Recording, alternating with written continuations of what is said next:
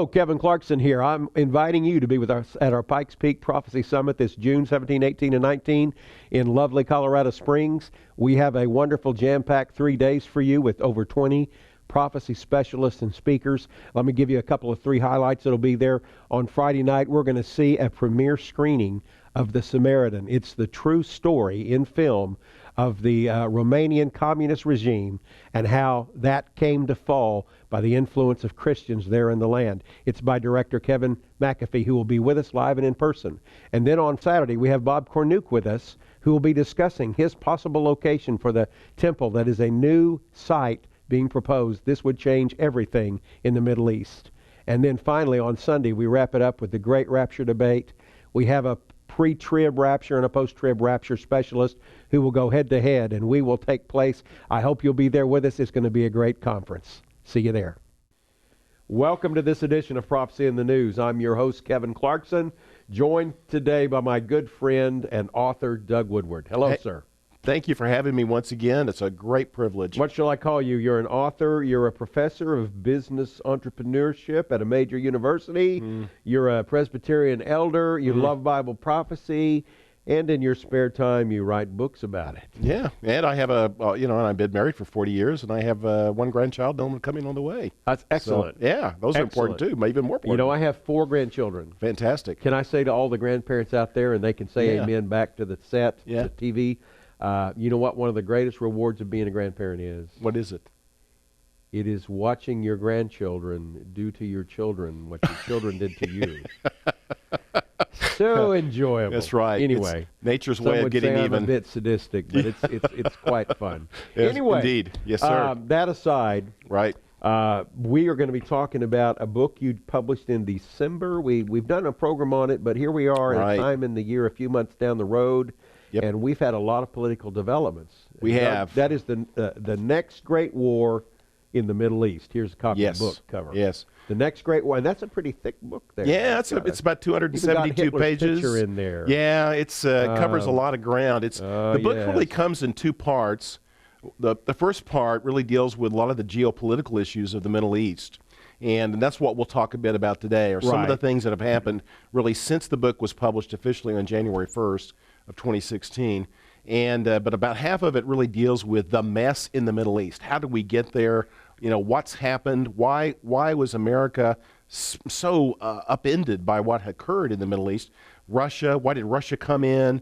Why has Russia just recently announced that they're pulling out? And is that for real? Is that for real? Can you trust the Russian bear? Yeah, so we want to talk about that. Turn your back on a bear. Yeah, it's a good idea. But I like to remind people who might not have connected the dots, and I don't really think this was in your book, but I noticed the whole ground moved beneath our feet in the Middle East the very week after the 4th blood moon. And the reason I bring that up, tragically, some people were saying that 4th blood moon is going to bring the return of Jesus, the rapture, and we never said that. We don't set those dates. Jesus said we don't know the day or hour, but we do know that blood moon cycle, when the 4 of them are in 2 years around the festivals, always brought a major portent of some big change for the Jewish nation. Well, the very week that moon was on just a day or Sunday two night, afterwards, and the next day or two, we find out Russia has invaded the Mediterranean. Russia has put a footprint into Syria. Russia has actually moved troops because of the treaty America made with Iran this summer. Russia has actually put troops and advisors and is sending equipment to Iran. And it is almost like, if you know Ezekiel 38 and 39, you can begin to see that the curtain is parting and all the props are getting put on the stage. That's certainly the way that I look at it. And of course, the title of the book, The Next Great War in the Middle East, that's one of the themes, is that I really believe we're in fast forward, and that we're looking at the next war as the war of Gog and Magog. And I know that that's not necessarily standard theory right now. There's some other scenarios. Certainly there are. And you deal with some of that. Yeah, absolutely. And I talk about that. And I think a gracious way, too. Okay, yeah, I certainly try to. And but the things that are going on right now, sort of of course, you mentioned, Russia positioning troops and the military pieces and so forth, specifically some of their anti-aircraft weapons, anti-ballistic missile weapons, the S-300 that they've sold to to Iran. They positioned an S-400 in Syria to help protect their aircraft. And of course, as we record this, just in the last 2 weeks, Russia announced that they're pulling back a lot of their troops and their equipment. The reality, though, is that Russia is only pulling back some aircraft.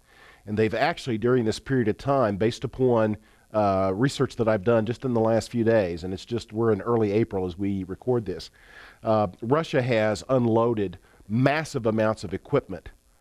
Even after that they announced they're pulling back, many ships were loaded and unloaded at the naval port at Tartowist. Correct me if I'm wrong. Yeah. That announcement of them pulling back, wasn't that just made in the last 2 weeks? It was made just in the last 2 weeks, and this is information post that announcement. And let me just tell our viewers, because we always want to be sensitive to where you may be on your learning curve of the Bible and prophetic things.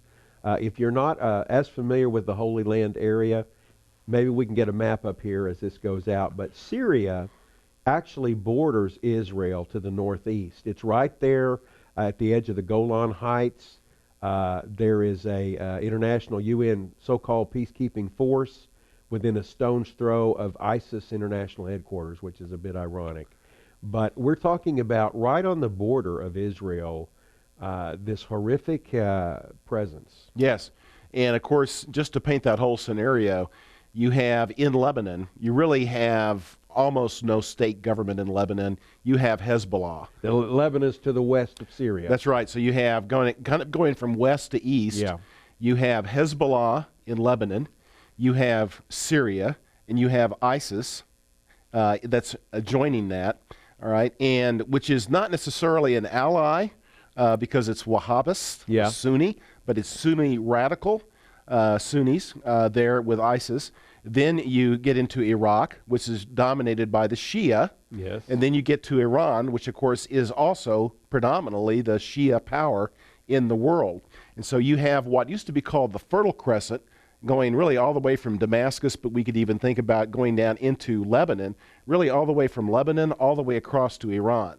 So all kind across, it is the crescent, as it's called. And of course, Islam being I started to say, it used to be called the Fertile Crescent. It's now being called the Shia Crescent. The Levant. And the Levant, of course, which is really the whole Middle Eastern little part. Yes, it includes Israel as well. Dreams. Yeah, and that's because that's part Israel's of why nightmare. They want to put it all together. Exactly. Okay, so tell us what's going on with this. Why? Let's say why is always the big question, really. Yeah. When you get beneath the who, what, when, where, and how, why is Russia intent on a presence in Syria? Yeah, in Iran.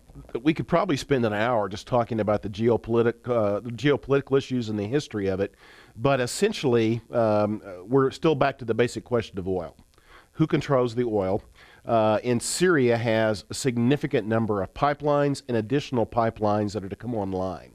So a lot of this is who controls the energy. And so oil has been a dominating topic and motive for the wars of the Middle East for even 30, with 40 big years. Recent slump in energy Oh, price. yeah, absolutely. And so you have, that's a huge factor, as we'll talk more about Russia and influencing Russia. But you have that factor. You have the Assad government, which was virtually on collapse. The U.S., in fact, I'll talk about some things that may seem controversial, but they're actually publicly disclosed now. The Assad government was a government that the U.S. wanted to see fall. We wanted a regime change. The Russians really could not tolerate that. The United States and the CIA actually have a policy of interference with other I talk a lot about that in my books, but I'm shocked. Yes, but that's absolutely true. And of course, it's been what Putin's argument is, and others that are a little bit more neutral, like William Engdahl and other scholars that study this. But anyway, Russia came in to prop up the Assad government because Russia has a real stake. Two primary issues. One, they have a naval seaport, not really a full naval base, but they have a presence in the Mediterranean, and they need that strategically because Russia and it would also geographically, be a warm water seaport. Yes, it's a warm water seaport. They don't have in their well, other they have much. that at Crimea in That's the why they Black took Crimea, but Sea. other than that, they didn't have. They don't. But the problem, and this is where you get into geography, which I talk a bit about in this book and in a new one that I'm just about ready to release that will mention probably in this program as well. But for Russia to get their naval vessels, including their submarines, many of them are based in Crimea at Sevastopol, which is the city in Crimea. They have to go through Istanbul and through the Strait, the Bosporus Strait, which is only a few miles wide. So it's a choke point. Russia essentially is a landlocked nation. Yeah. And that's been one of the real geopolitical issues. Russia, of course, has for decades been worried about having the buffer zone. That's why they created after World War II the Warsaw Pact nations to create this buffer zone. Well, guess what? All that buffer zone has gone away. Many of those, the Balkans and the Baltics, have joined NATO. Right. So that's why Russia and the West feuded over Ukraine, and that issue is still on the table. And in fact, this whole discussion of Russia and Syria, not to get too much into geopolitics, right, but that's part of the motivation. Well, and it's not like Ukraine is just a chicken leg there being pulled both ways. The Ukrainian people are somewhat divided, but many of them want to go west. They want to be that's right, away from Russia. You can see the demographics. You can see the demographics. Yeah, and I talk about that, of course, in this book and in the prior book that I wrote, which I'll hold up, is Sure. Russia Destined to Nuke the U.S. And that book got into the Ukrainian situation and the geopolitics there. This new book focuses more on the Middle East and Syria and why Russia was there and what happened with the U.S. See, the U.S. decided to pull out. In the Arab Spring of 2011, right. 2012, the U.S. decided to withdraw its forces, and it created a power vacuum in the area.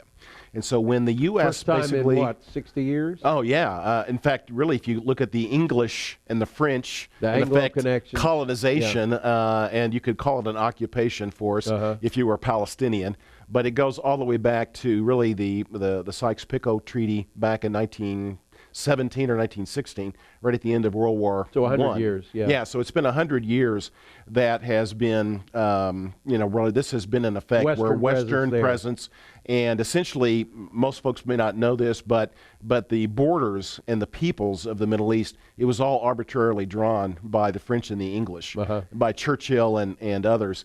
And so essentially the borders that exist today, they're all arbitrary. They were drawn at the end of World War I. And so that created... And I would tell, again, people new on the learning curve, there never was a nation of Palestine. Yes. That is a myth. Yeah. These are Arabic peoples. And once the land was drawn up in 1948, the other Islamic nations to the east, west, and south of Israel closed their borders and would not accept any of these Arabic people, forcing them to stay as the poke in the eye to the new nation of Israel. Right. The old nation reborn. Yeah. Oh, it's it's anyway, fascinating history. Let me just offer your book. Yeah, and of course I want you to do that. Because we just believe that folks would be interested in this. Right. This is The Next Great War in the Middle East. It's by Doug Woodward. Correct. Who is quite a really scholar, researcher, and very conversant with this area of the world. Bringing us what developments are since the rise of ISIS and all the ongoings in Syria and the Russian involvement, the U.S. withdrawal, as we've just been speaking about. And this is available to our viewers for a cost of $19.95 plus shipping and handling. However, if you hold the phone a moment, Doug's publishing a new book in just the coming weeks. And the title of that one is The Mistaken Identity. The Mistaken Identity. The case against the Islamic Antichrist. Yeah, I didn't have that written in front of me, but That's all right. I believe there's a copy of it on the shelf behind me. Right. The Mistaken Identity, the case against, not for, but against an Islamic Antichrist, because we think Scripture is solid that person will be Jewish. But you can get both of those together for $29.95. So that's a savings, I think, of several dollars. That's right. Plus shipping and handling. And as usual, you will go to our website, prophecyinthenews.com, or call the 800 number there on your screen. But great resource. This is a very substantive book, well documented, well researched, and for somebody like me, it's even got pictures in it. Yeah, I try to help the reader move along. And before we jump back into the discussion, I do want to tell our viewers and remind them, Doug will be one of our guests at our Pikes Peak Prophecy Summit coming June 17, 18, and 19. You've got to make a reservation. I want to meet you and see you there. We're going to have a wonderful conference, 20-plus speakers, 3 days, a Friday, Saturday, and Sunday. It's built around the Great Rapture Debate, which is going to be, you won't want to miss that. When is the timing of the rapture? The most hotly argued point in prophetic circles today. Then we're going to have a major screening, pre-screening of a major Hollywood release that is really about the fall of the Romanian dictator and how the church survived and even thrived under tyrannical communism there. And it's by a great Christian producer, Kevin McAfee, a friend of ours from Oklahoma City, where Prophecy in the News is located. He was originally born here. So, and you live here. And I do. So it's kind of the homeboys right now. But you're speaking twice at the conference. And folks, you can register at the same place you can order literature. Go to the website, prophecyinthenews.com, or call the 800 number. $90 for the 3 days. It's going to be great, and you can get a room there in the hotel if you act quickly at a discount. Mention the conference. Right. But you're going to be speaking twice. Once on the Islamic Antichrist issue, and I take the position against our good brother Joe Richardson, who's been on the program, and then the other session that I had, I kind of gave up for us to do a panel discussion. So I've asked Prophecy in the News to invite Paul McGuire, Bill Salas, and Ben Baruch for the four of us together to talk about America's place in Bible prophecy, which I thought would be a really good discussion. Bill and I don't have exactly the same view. Paul is a little bit more neutral. Ben tends to see things a little bit more like I do, and but we think it'll be a great discussion. So that'll be one of the sections that we'll do. Be very good. Yeah. And if you want to know more about our conference details, there is a short, about a 10, 12-minute video on our website that you can watch, and it'll describe who the speakers are. I promise you, we've got a conference like no other this summer. It's really going to be a barn burner. You don't want to miss it. Right. Well, hey, let's jump back in. The next great war in the Middle East. Right. And we were just talking about the Russian presence, and then you were alluding to would Russia nuke the U.S.? Let's go down that rabbit hole for a moment. Right. Well, of course, this whole thing gets into the scenario of the war of Gog and Magog, and Ezekiel 38, in particular, verses 10 through 13, that address the subject of the land of unwalled villages. Who is the land of unwalled villages? And we know that Gog and Magog is coming into the land of Israel, and we know that they are planning to, in effect, attack Israel and lead what appears to be an Islamic confederation. Right. That clearly includes Persia or Iran. It probably includes Turkey, but there's some geopolitical issues there, as well as some religious issues, because Turkey is Sunni and Iran is Shia. And so there's still some issues there as to how in the world would they get together. How would they get together? Yeah, and so unless it's for a common hated enemy. Exactly, and so that's part of the discussion, Israel. Right? And so this whole issue is this scenario really ready? Is it already bubbling up to the point? Others have said, of course, that we're going to have another war that will tee this up. I argue no, that we're actually in kind of a fast forward mode, that this is the next great war in the Middle East. And then, of course, I try to demonstrate why I think so. But it has an implication, because I take what is, I will say that I'm out there a little bit by myself. Ben Baruch is with me and a few others. John Price, who wrote the foreword to the book, who also wrote the book, The End of America, he agrees with this and talks about that in the foreword. But my view, and the view that I've been willing to venture, is that America is the land of unwalled villages. It's so interesting in the King James version of the Bible, as it talks about Gog and Magog and Gog leading this confederation against Israel, it sort of stops and it says, and also, at the same time, an evil thought will come into your mind. Well, of course, what it's been talked about in verses 1 through 9 is already an evil thought. It appears like it's another evil thought. And it says, I will go up against the land of unwalled villages. So in this scenario, Shiite and Sunni join not only against little Satan Israel, but against big Satan. Yeah, US. that's what I am conjecturing, and it is speculation, but it's based upon a lot of research, and I go into that in great depth and into the original language. Do you even hazard a guess about targets in the U.S.? There have been a number of folks that have speculated targets, and in another book that Prophecy in the News offers, which I'll hold up, The New Tactics of Global War, written by Ben Baruch and by Jeff Nyquist. I wrote the foreword to this book, but we talk and there's about a dialogue of you guys in there. Isn't there? it's sort of done like a Platonic dialogue or Socratic dialogue. So it's done which makes it very readable. Yeah. But it gets into this whole issue of Russia's military strength and why might Russia decide to do a first strike on the United States. And so I speculate. In fact, I really look at Ezekiel 38:13, and of course it talks about Sheba and Dedan. Right. Which we tend to associate with cities in Saudi Arabia.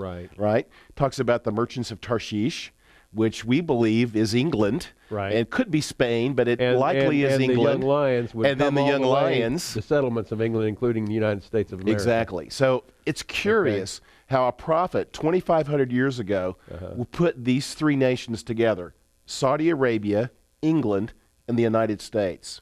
That could be Canada because it's a young lion as well. Yeah. But think about that. That's a very odd collection. But what's unique about that?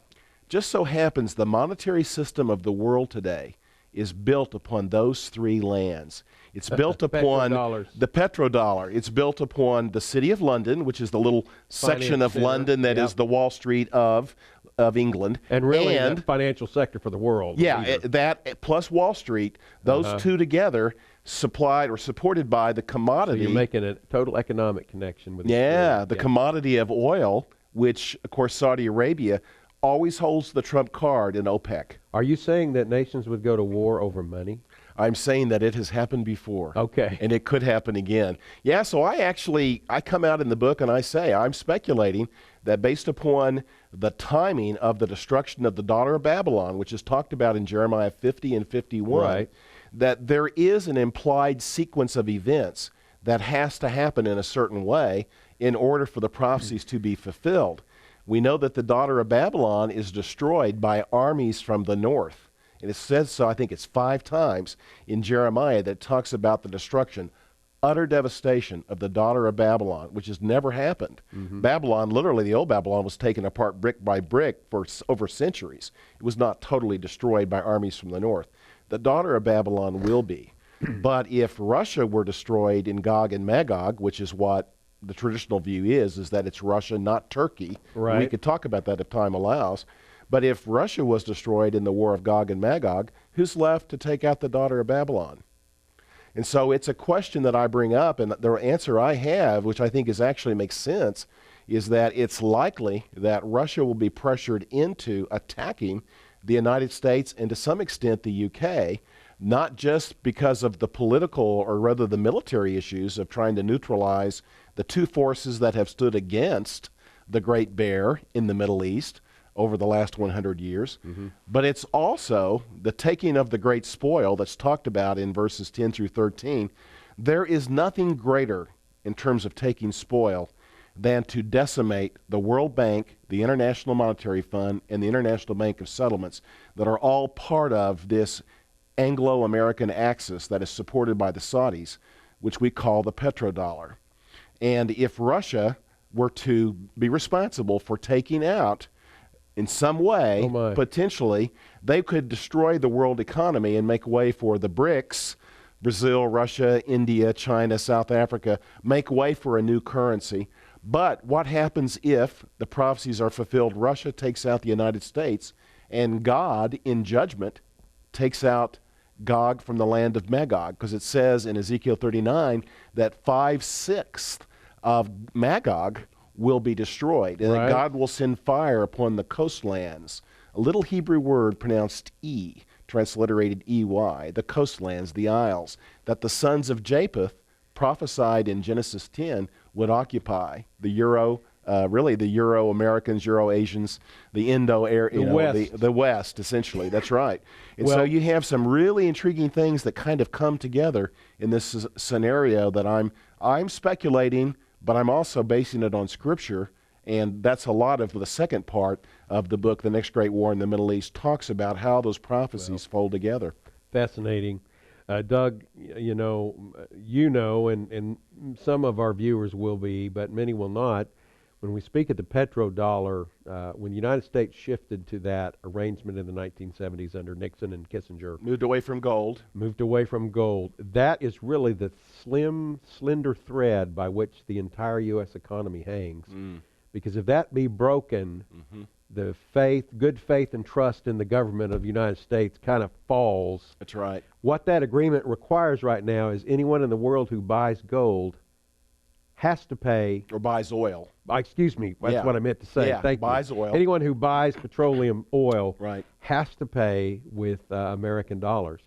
And that has really been the only thing that's propped us up with all of our debt and that's right. printing of money and quantitative easing. And any nation that talks about going against the petrodollar, for some funny reason, the United States is involved militarily against that nation almost immediately. Saddam Hussein was actually planning to shift away from the petrodollar to, I think, more European. To the euro.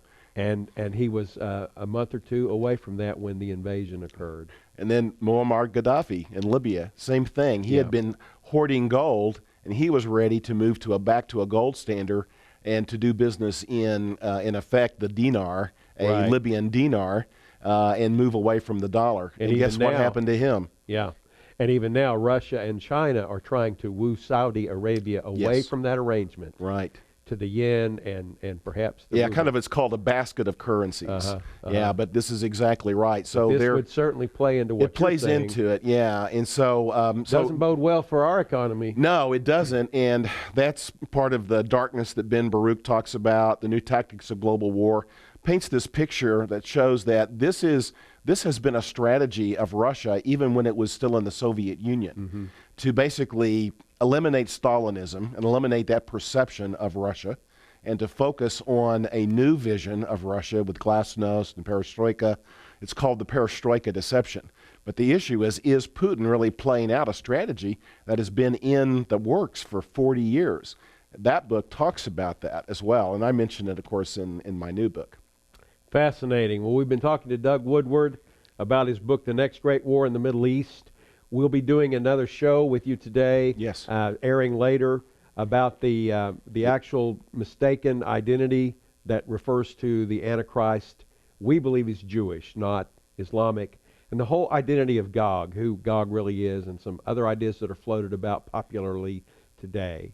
Let me step back and look at the bigger picture. Why would Christians trying to follow Jesus in his simple lifestyle be interested in geopolitical events globally? Because God loves the whole wide world. And because God's plan for the nations was to raise up a leader among the nations. And Israel was to be the first of the nations. And from Israel came the Messiah. And the Messiah is the Savior of the world who died for all of us on the cross and rose from the dead. And if you receive him, you will be saved. But God cares about the whole world. Let's keep looking up.